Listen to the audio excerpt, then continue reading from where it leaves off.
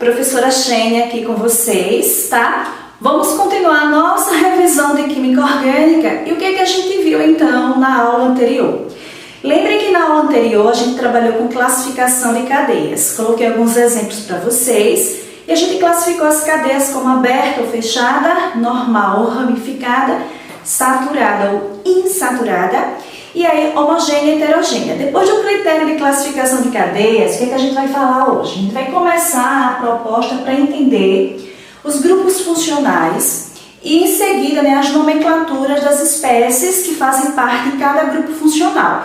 Claro que existem moléculas muito famosinhas, como por exemplo o butano, que sempre aparecem nos textos das questões do Enem, mas de forma geral a gente vai ter um resumo bem completozinho, tá? Para a gente entender como nomear os compostos, identificar os grupos funcionais, o GF.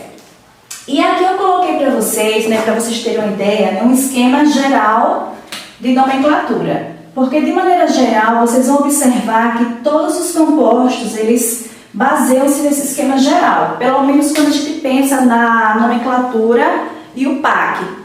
E o PAC, vou colocar aqui para vocês. E o PAC. O que é IUPAC? Bem, união, é uma sigla, tá? Derivada, na verdade, onde o termo é inglês, U de União Internacional I, da Química C, pura P aplicada. Então, é um órgão, tá? Na verdade, internacional que regulamenta, as normas para nomenclatura de química e várias outras coisas de química. E aí eu coloquei um esquemazinho para vocês, para a gente tentar entender como nomear, ou como pelo menos a gente saber de quem a questão está falando, Se é um álcool, se é um hidrocarboneto, só que hoje eu vou fazer uma apresentação geral. Por exemplo, toda nomenclatura, todo composto, ele vai ter 3 partes. Então, se a gente pensar no esquema geral de como é construído, primeiro vai ter um prefixo, o nome do composto, que vai, daqui a pouquinho, vou dizer para vocês o que ele significa, o infixo e um sufixo. Sempre vai ter começo, meio e fim.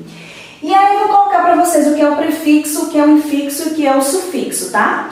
O prefixo, galerinha, na verdade, vai ser aquela partezinha, o que vem no início do nome, que vem antes, e ele vai dizer quantos carbonos a cadeia tem. Então, quando você lê o nome do composto, você vai saber quantos carbonos a estrutura tem pelo prefixo. Então, o prefixo ele indica o número de carbonos. Então, aqui indica número de carbonos. O prefixo ele é tanto aplicado para pensar na nomenclatura da cadeia principal, quanto da ramificação, que daqui um pouquinho eu falo dela novamente. Uma outra coisa, é o infixo, que está no meio da estrutura do nome. O infixo ele vai dizer o tipo de ligação entre os átomos de carbono, tá? Tipo de ligação. Se o composto tem dupla, tem tripla ou tem apenas ligação simples. E o sufixo, a última parte do nome, que vem lá no fim, vai dizer o grupo funcional. Que função é? Então, grupo funcional. Eu costumo chamar grupo funcional de GF, tá? Quando eu falar GF, vocês, associem que GF é abreviação de grupo funcional. Então, o sufixo, que é a última parte do nome do composto, ele vai mencionar pra gente, que função orgânica a gente está trabalhando. Continuando. Aqui eu coloquei para vocês, então, as informações a gente vai inserir dos prefixos. O Enem, pela maioria das questões que a gente resolve em casa, nos cursinhos, etc., a gente observa que as questões, quando elas mencionam os compostos, aparecem compostos que estão compreendidos de 1 a 12 átomos de carbono. Não que compostos maiores não apareçam, tá? Mas é mais comum aparecer entre 1 e 12 átomos de carbono. E as ramificações, pela experiência de resolução de questões, a gente observa que aparecem muitas ramificações com 1, 2, 3 até 4 átomos de carbono. Então, o que a gente vai fazer aqui? A gente vai colocar aqui no prefixo, qual é o nome para quando a gente identifica que uma ramificação, uma cadeia tem 9 carbonos, por exemplo, 4 carbonos e aí sucessivamente. Em seguida o infixo, o sufixo e a gente conclui ele falando um pouquinho da ramificação quando a cadeia é cíclica, e a gente vai treinar hoje esses dois exemplos, mas hoje não é aula especificamente para nomenclatura, é uma introdução geral do esquemazinho que estivemos ao longo das aulas. Então venha aqui comigo, galerinha. Ó, eu coloquei aqui de 1 a 12 porque o que a maioria das questões cobra. Um carbono, você vai usar o prefixo met. Metano, metano quer dizer que tem um carbono. 2 carbonos, etanol, etanol é et, então quer dizer que o etanol tem 2 carbonos. 3 carbonos, propano, poxa, prof, prop é 3 carbonos, isso. Bute, para 4 carbonos, butano, gás de cozinha, 4 átomos de carbono, 5 é pente, 6 vai ser hex, 7 carbonos, hept, 8 carbonos, oct, 9 carbonos, non, 10 carbonos, dec, 11 carbonos, dec e 12 carbonos, dodec.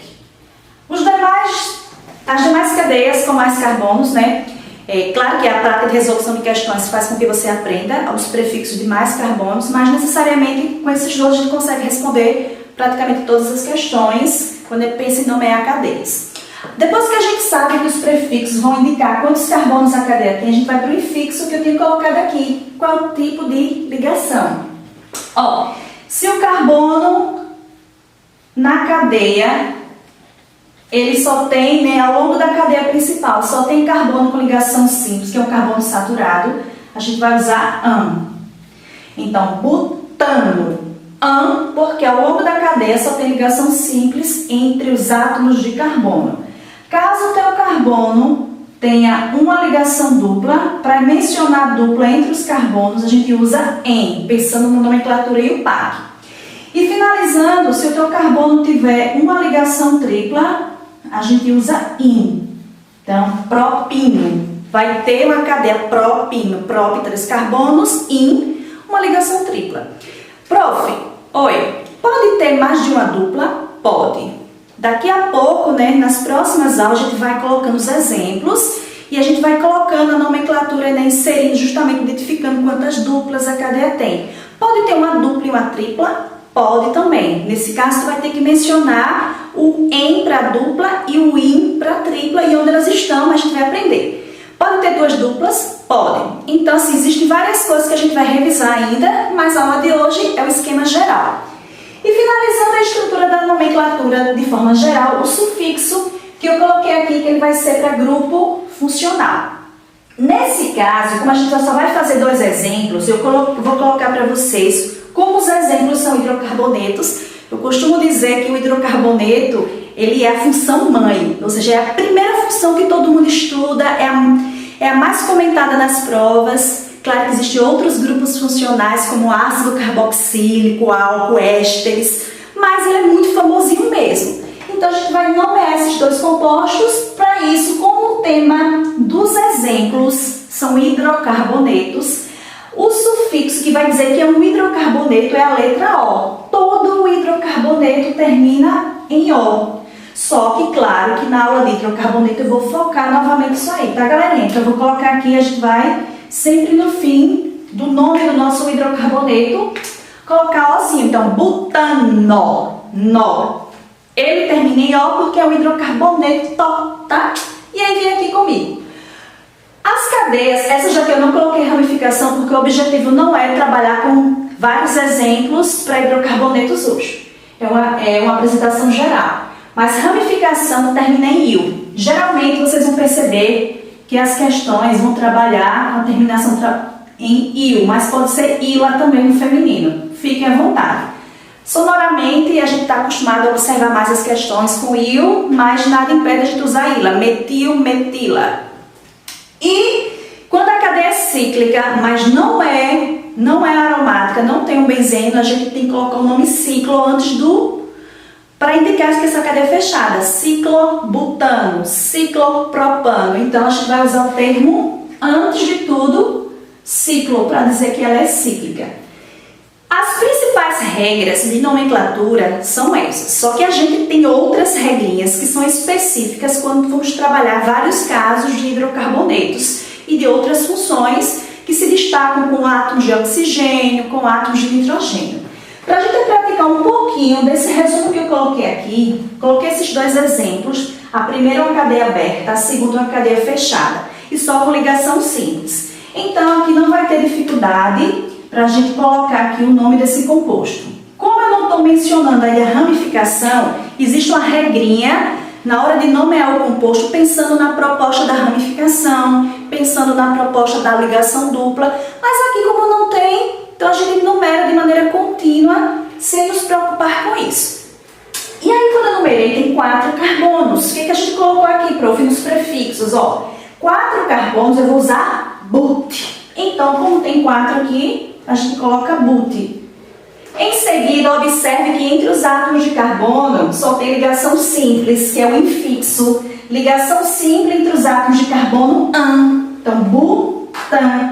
E como a cadeia só tem carbono e hidrogênio, eu mencionei que a letra O é só para hidrocarboneto, tá? Então, aqui é hidro. Vou até colocar aqui para vocês não esquecerem. Hidrocarboneto. Então, todo o hidrocarboneto termina em O. Então, esse cara aqui é o butano.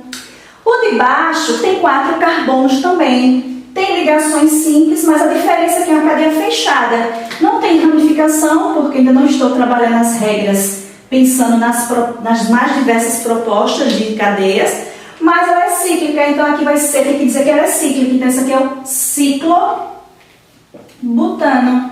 E aí, pessoal, a gente consegue aos poucos entender como, pensando na proposta da União Internacional da Química Pura e Aplicada e o PAC, pensar como esses compostos podem receber nomes, principalmente aqueles mais famosinhos que caem no Enem.